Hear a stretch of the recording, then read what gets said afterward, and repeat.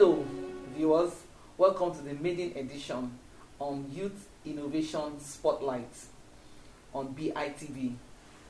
Youth Innovation Spotlight is the show where we bring to fore the journey of our young ones from classroom to becoming CEOs, from classroom to setup. And today, in this maiden edition of the show, we have a wonderful man that very soon I'll read his bio to you and you attest to it that it is a wonderful man to actually start this show with. My guest on today's show, like I mentioned earlier, is a man that is very, very important in the youth innovation space. His name is Mr. Rasak Abdulahi Balogun. Mr. Balogun is an outstanding educator, a passionate entrepreneurship coach, and a leading voice in student enterprise development across the Federal Capital Territory, Abuja, Nigeria. He holds a degree in business administration with a specialization in entrepreneurship, which has remained the foundation of his lifelong career and passion. He began his journey as a teacher under FCT Secondary Education Board, where his remarkable impact on students quickly earned him greater responsibility. Today he serves as a key officer overseeing entrepreneurship education, business management and financial literacy programs across senior secondary schools in the FCT. Mr. Rasak is not just a teacher, he is an innovator, equipping young minds with the knowledge and skills to turn ideas into real-life ventures. Through his initiatives, many students have gained both national and international exposure, participating in competitions, launching enterprises, and building confidence in their own potential. His commitment to excellence has earned him international recognition, with initiatives to represent Nigeria in Houston and San Antonio, where he shared his expertise on student-led innovation and school enterprise. Today, he continues to work closely with both local and global partners such as GBL Consultants, United Kingdom, to build scalable, high-impact programs that are transforming the educational landscape across the world. Today, honestly, BITV is honored to welcome this visionary mentor, trailblazer, and youth advocate, Mr. Abdulahi Rasak Balogun. You are welcome to the show, sir. Thank you very much. It's a pleasure to have you here. My pleasure to be here. So we'll start this discussion by our viewers and myself who really want to know how you started this journey, what inspired you to begin mentoring students in business and enterprise. Anyway, I'm very, very happy to be here today. So very, very much happy, very glad. So now, if I can think straight, the way it started in my life is all about my university period. So because that time, that was even the year that they brought what they call entrepreneurship into curriculum of university. You know, in the whole thing, they call it technical education. Meanwhile, some of these, our whole father parents, they are into technical school. But the word entrepreneurship came into being during when we started university like that. And that was one of my lecturer, Professor Sagaki, and one Dr. Mutar. They usually come to business class department that, okay, who want to be an entrepreneur? Everybody just imagine what's entrepreneurs all about. What we make the word entrepreneurship. So if you're an entrepreneur, they say you can be the employer of everybody, and entrepreneurship is a profession on its own. So you can just pay any other profession. Somebody now raise up his hand somewhere at the back seat, say, okay, can he employ a medical doctor? Professor Tagaki said yes. That's why he came to the class to teach us what they call strategic thinking and innovation. So in that aspect, I say, what is this? strategic thinking and innovation is all about to develop a kind of idea in you, generate idea in you. And that was the first point. The thing really made me laugh that very day he said it. That you have 5 minutes of your life to be, daily to be mad or crazy. And then if it's better for you, the best place you can think more is in the toilet. He said that one too. I want to say, the best place to think positively or to generate ideas in the toilet. How come was that possible? That's okay. We go to the toilet, just rely all your senses centered to just pass away the waste in you. Your brain will settle and think. You know, if you are there, some ideas came on into somebody to say, okay, I want to be an entrepreneur. So now say, okay, many people are there somewhere. They have their money and they consult Professor Sagagi to say, okay, be our consultant. We want to do business. And he has written a lot of proposal, a lot of feasibility study to even venture into different businesses from different people who has the money. I say, oh, my God, if somebody can be an entrepreneur, you'll be able to think straight, say yes, that was the beginning of my journey. So from there, I try to put more effort. I don't usually miss that class. Very interesting. I'm very passionate.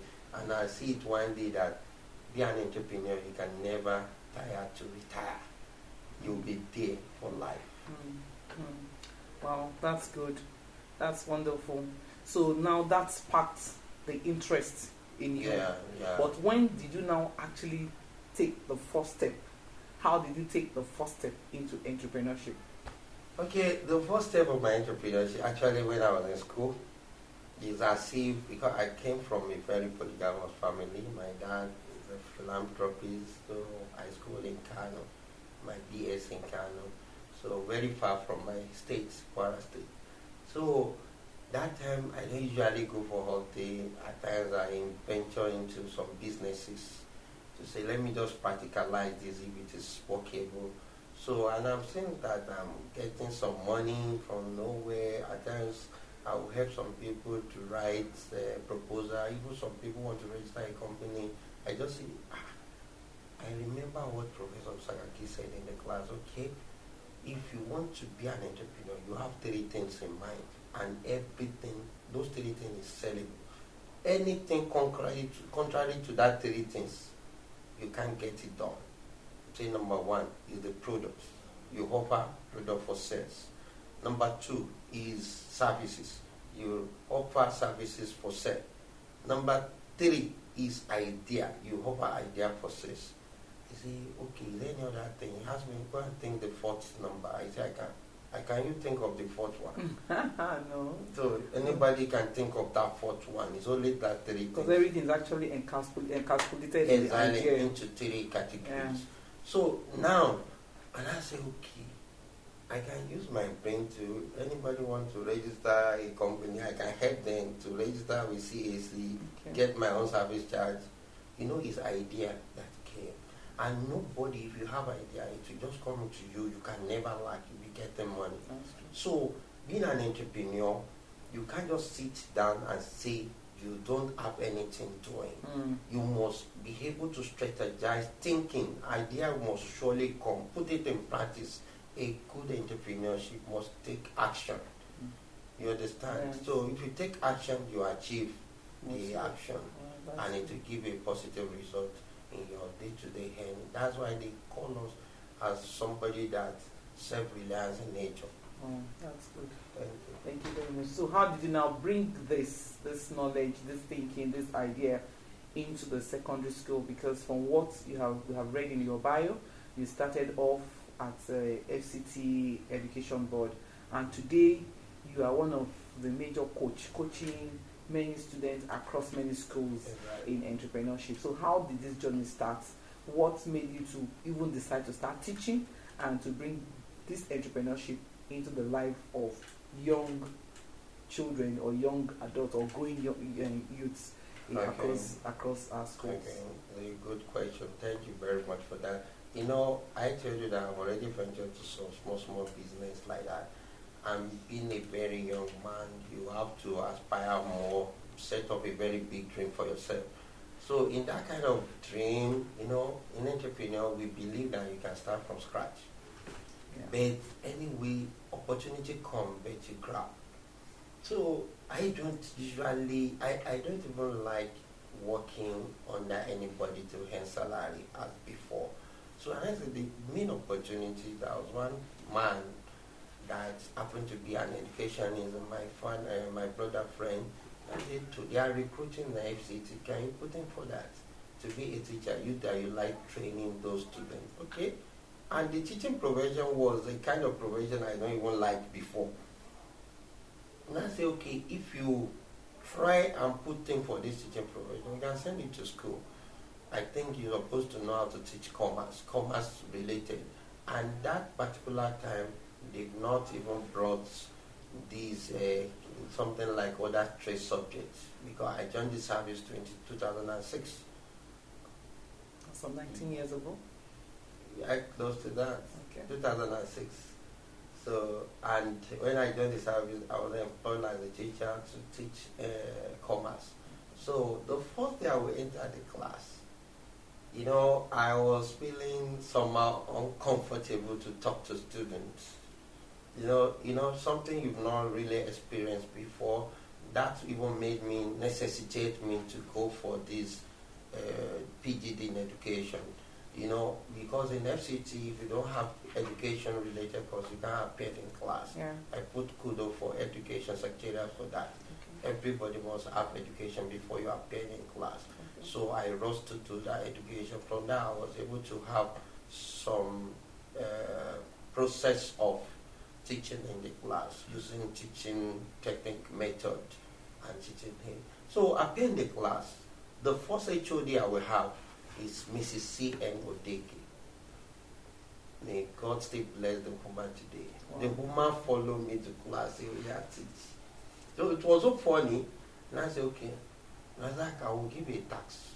And this tax I will give you is God that said it. Because Mrs. C.N. Odeke was she's Christian anyway. So this woman used to pray in the office, a Bible study and all that.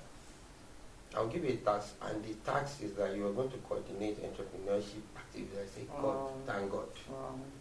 I thank God that I'll be able to meet my responsibility, what I aspire for. So giving me that task to coordinate entrepreneurship club, and the name of that entrepreneurship club was SAGE. The full meaning of SAGE, the S-A-G-E, Student for the Advancement of Global Entrepreneurship. Wow. That's the full meaning. So that really inspired me to be able to coordinate students. To an extent that I put more emphasis, all my tasks on that program, more. You understand? I don't say I don't do my primary assignment, I did it, but I still put more effort training those students. Even after school hours, we wait behind to do it.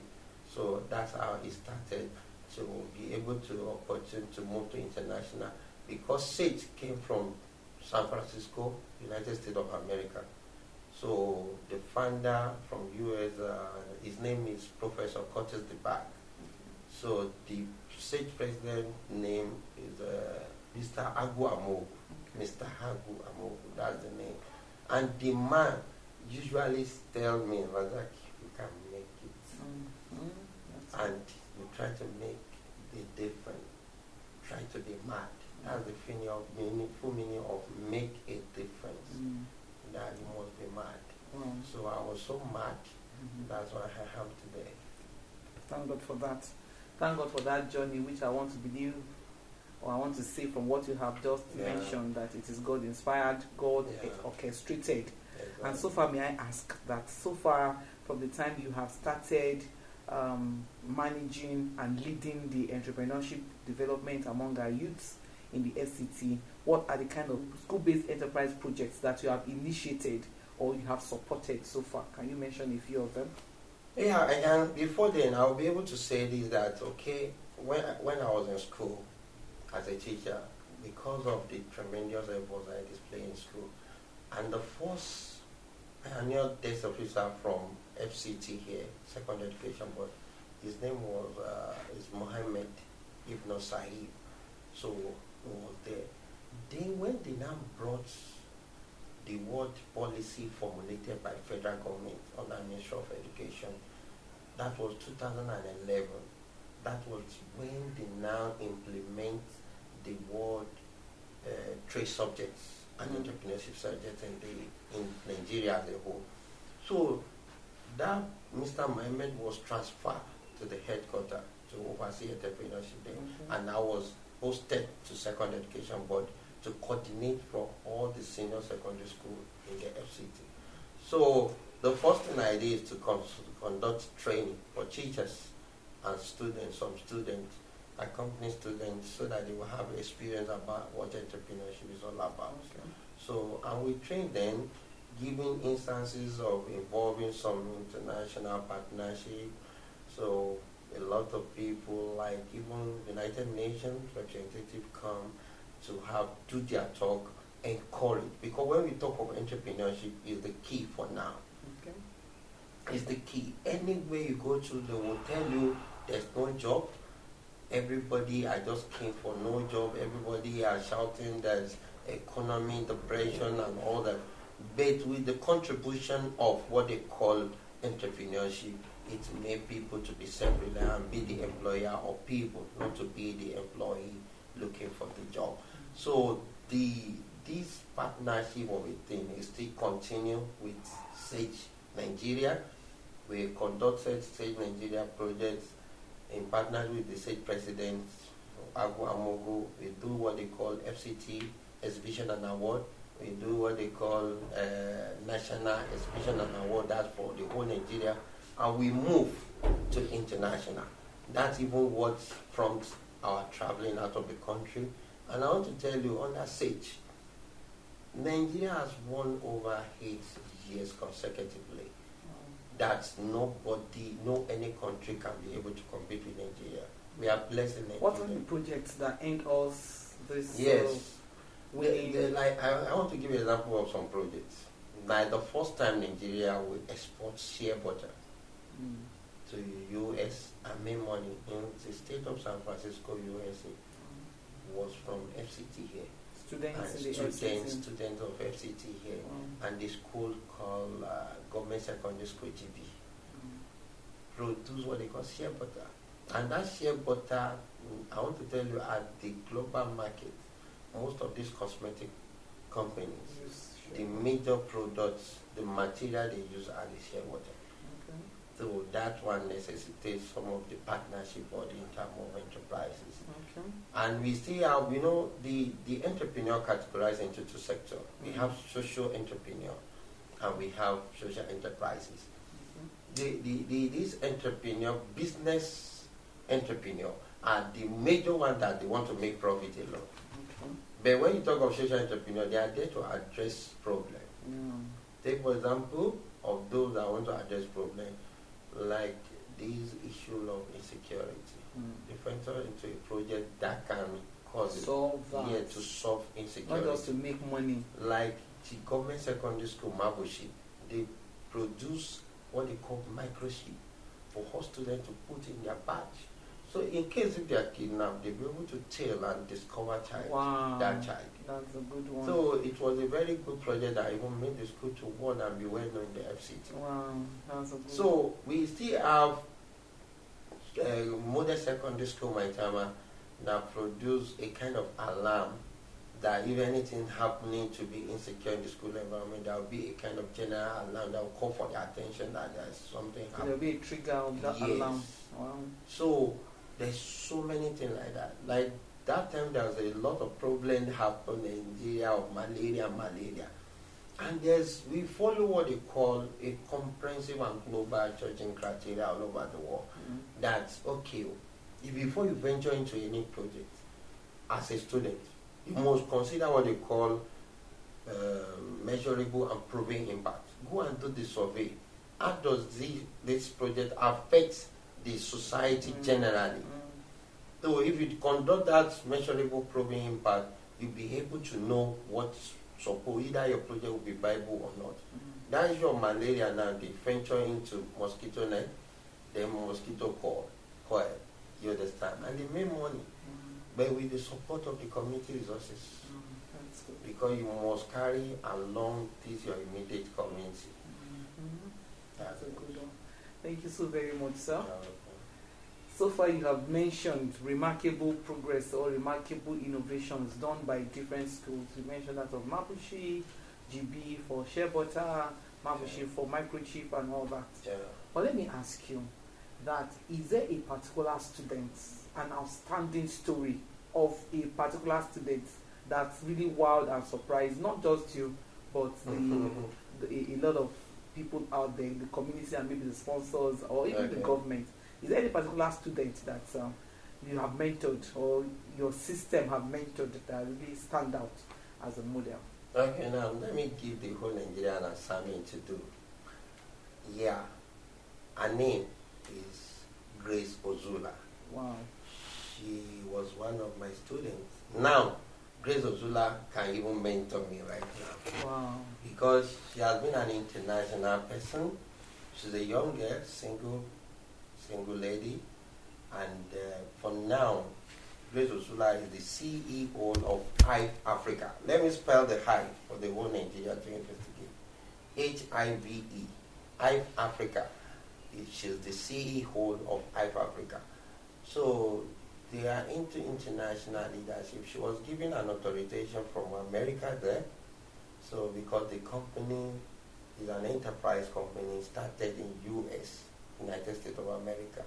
And the only person that will be given that authority in the whole Africa, her name is Grace Ozula. And Grace Ozula, I am one of the teachers that mentor Grace Ozula. Wow. Grace Ozula has been working all along. Grace Ozula said it, Uncle, I will never work under anybody. I will be the CEO of myself. Grace Ozula have the office in Abuja, very coordinated, controlling some staffs in our office. And she's an international lady. And let me shock you, Grace Ozula was the first enterprise company to partner with Brunei University in Nigeria to even make all the executive leaders in the FCT to participate in a training on entrepreneurship in the United Kingdom. So I think Grace Ozula is a silent achiever. Then there's another guy who was my student too. His name is Emmanuel Ngene. So Ngene is the surname of this guy. The guy just specialized on the leather shoe. And if you see the product, you say Ngene shoe. You understand? Ngene told us when we traveled to South Africa in Johannesburg, that was about 2008, 9 ago.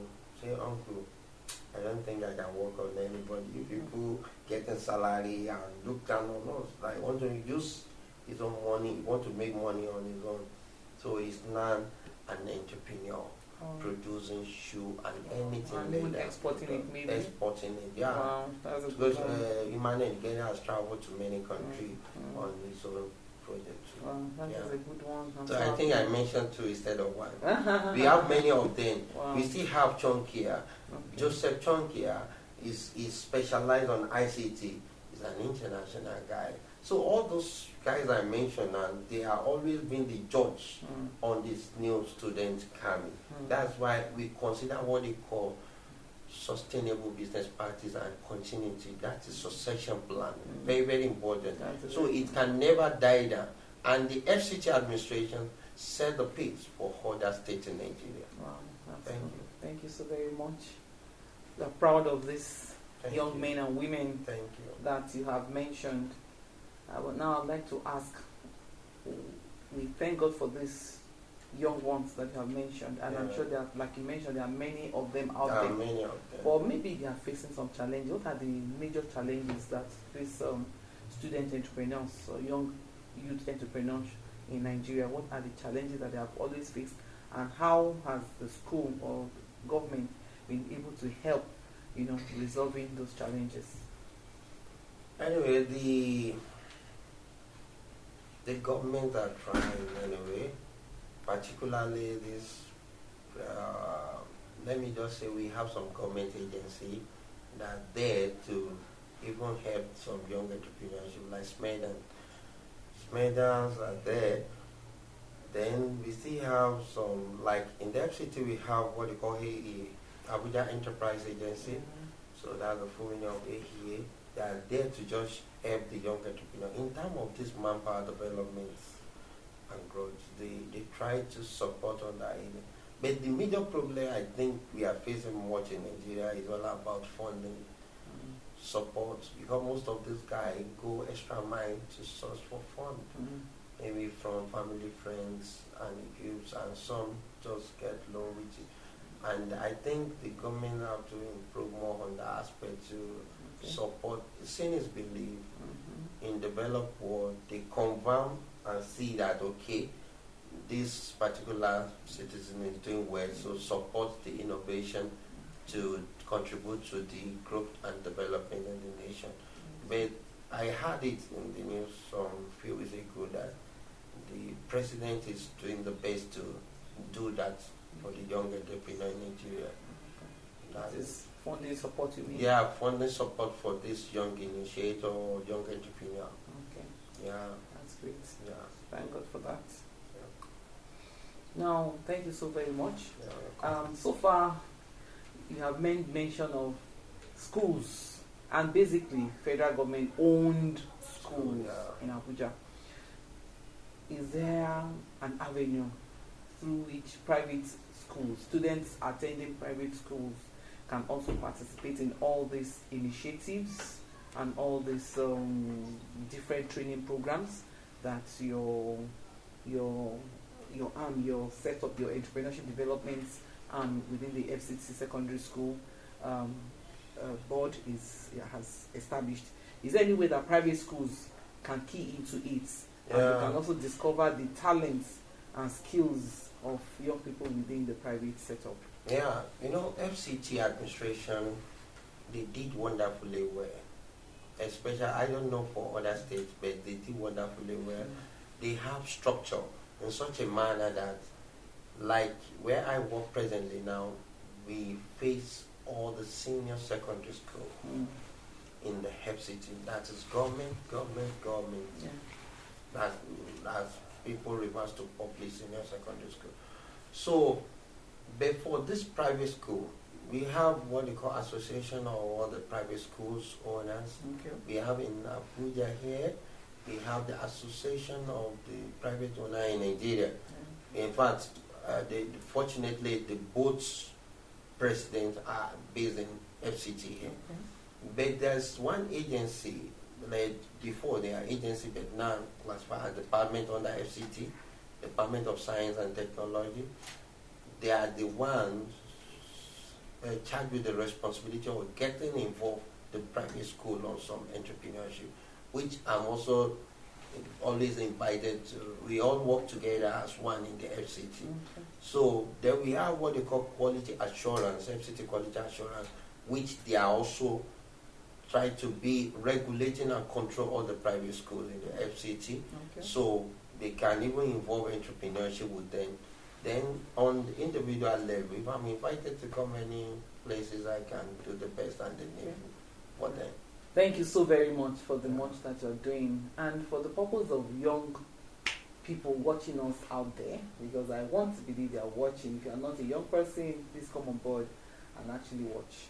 What is the mindset that the young people should have to be able to participate fully or to be a major key stakeholder in the economy of our nation today? What mindset should they develop towards entrepreneurship? Yeah, the mindset I want to say here is this. I always develop something in me. It's very challenging. You know, as an entrepreneur, there's something we consider under SWOT analysis. But I don't want to go deep on SWOT analysis. But in some cases, you just feel like, hey, this thing is very stressful to start alone. I want to be an entrepreneur. I want to contribute to my nation. I want to change the life of some people. It's very challenging. That's even reason why the government involve what they call trade subjects in schools. Trade subjects can be garment making, can be this photograph, and then can be these ICT and all that, either mechanical all these animals wandering and so on and so forth. But all those things, if you have that skill, it is an entrepreneur that will help you to transfer the skill into wealth. That means transformation into wealth creation. So, but in some aspects, you want to be an entrepreneur, you want to contribute to the nation's development, you have to consider that, okay, it's not a very easy task. And you have to put something again at the back of your mind that no pain, no gain. No pain, No gain. no gain. If you don't accept the stimulus, you can't break the boss. And you need to break the boss before others will join you. That's just the key message there. You break the boss, others will join you. Then if you don't break the boss, you'll be the one following the queue. And following queue is not easy to be successful at times. But if you follow the queue, you must add innovation to yourself. Added value is very, very important.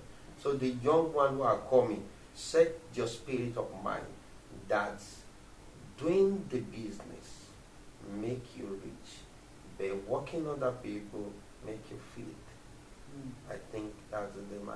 I just asked that. Are there stakeholders that you work with? Stakeholders, development partners, that NGOs, both local NGOs and international NGOs that has assisted so far, and that maybe some of the students watching us might also contact for assistance? Anyway, for now, like about let me just say briefly, to a month ago, we did what they call self-entrepreneurship exhibition and award. It's always every year. That is the time that we move around schools for all the students to come out with a project, innovative project. But we usually give them the theme. The theme. That's the theme means THEMA, the theme of the project. So the theme we give this year is renewable energy and sustainable economy. So everybody will do their project in line with that theme. Anybody contrary is not qualified. So once they do that project, they come to the exhibition and award to exhibit and make presentation. But you know, the issue is that government cannot satisfy also. Government cannot provide the needful because of the level our economy is. So now we partner. That's what they call private and public partnership. That one helps our project to be effective. So in this sense, I just want to say the young one that telling you some of these are partnership, but like the only one I can give here, Bratton Business School in the FCT here. They have partner. They are in London. They are in Canada. The MD based here also. So they are in central area over there. So Bratton Business School, their education is too.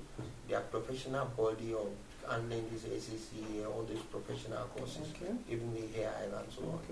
So they partner with us and they support us. Most of these are what given to school. They help us to do that. Support to support that one. And we still have another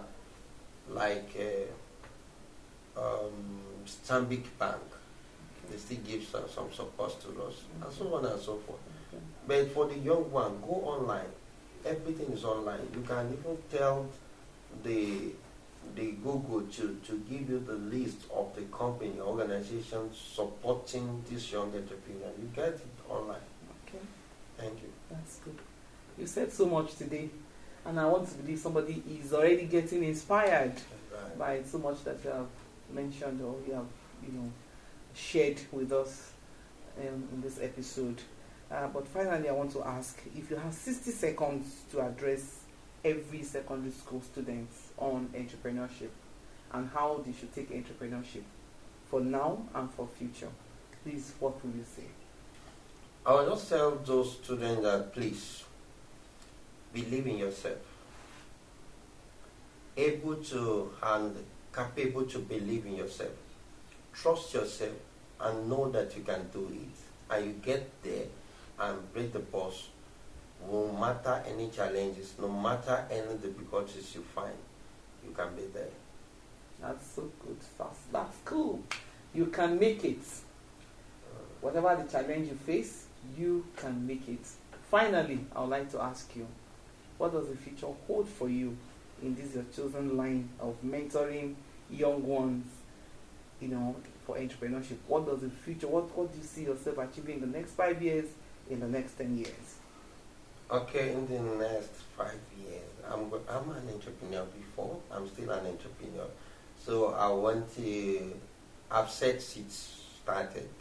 So as an entrepreneur, we never retire. So presently now, I'm the representative of GB Health Consultant in United Kingdom in the city of Darlington. We do consultancy job and it's there in me. I speak it and I stay with it, and at the same time I consume it every day. So that is what I want to do, and other diversification will set the pace at the end of the day.